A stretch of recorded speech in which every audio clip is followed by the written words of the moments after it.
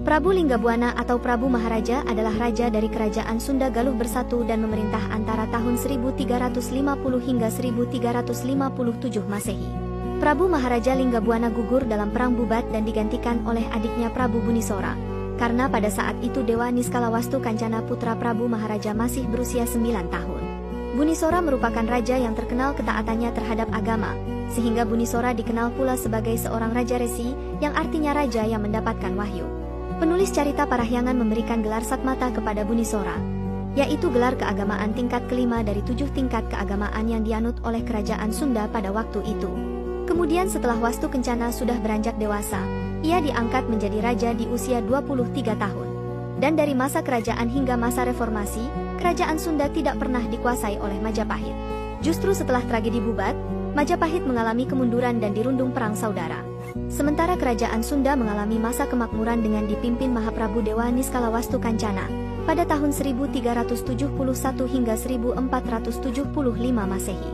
Namun, pada masa inilah Mahaprabu Niskalawastu Kancana memecah kerajaan menjadi 2 kerajaan dengan Citarum sebagai batasnya. Sebelah timur Citarum menjadi wilayah kekuasaan Kerajaan Galuh dengan rajanya Prabu Dewa Niskala. Sementara sebelah barat Citarum menjadi wilayah Kerajaan Sunda dengan rajanya Prabu Susuk Tunggal. Keduanya merupakan putra Mahaprabu Niskalawastu Kancana.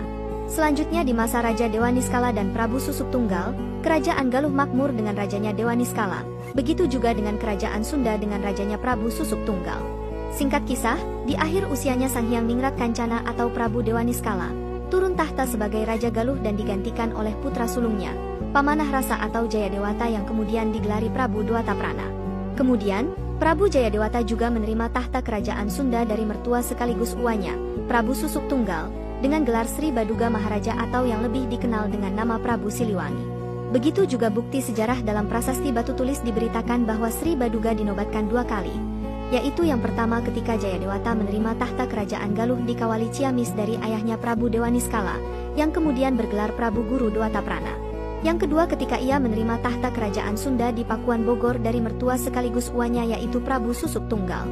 Dengan peristiwa ini, ia menjadi penguasa Kerajaan Sunda Kerajaan Galuh dan dinobatkan dengan gelar Sri Baduga Maharaja di Pakuan Pajajaran dan Sri Sang Ratu Dewata di Galuh Ciamis. Jadi, sekali lagi dan untuk terakhir kalinya, setelah sepi selama 149 tahun, rakyat Sunda kembali menyaksikan iring-iringan rombongan raja yang berpindah tempat dari timur ke barat. Maksudnya, setelah Kerajaan Sunda Galuh terpecah menjadi 2 kerajaan akhirnya bersatu kembali karena Prabu Siliwangi menerima tahta untuk kedua kerajaan tersebut.